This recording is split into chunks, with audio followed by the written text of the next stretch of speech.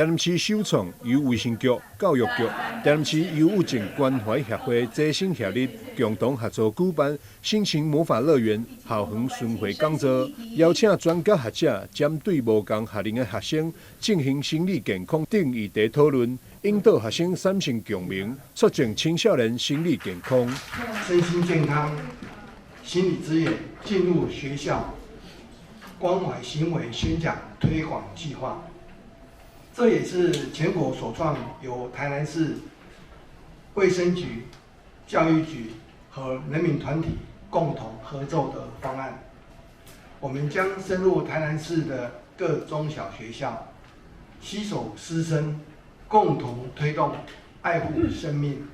关怀心理健康的重要理念。我们现在在一个3C， 然后社群媒体发达、一个数位的一个环境下，小朋友他在整个求学成长的阶段，其实会受到的一些刺激跟压力来源都变得更加的复杂了。那我们也希望说，透过优协还有我们的市府的团队，那我们一起来举办这样的一个活动，希望把一些正确的一些卫教跟心理健康相关的知识，可以带进我们的校园里面，让小朋友可以即使在这么多元的一个刺激的一些更多元的这个挑战的情况下，还是可以在身心健康的情况下顺利的成长。走进完全中学，走进国中校园，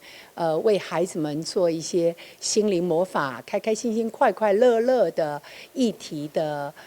宣导。所以呢，要麻烦我们的媒体朋友们帮我们把这个消息传播出去，也邀请我们的家长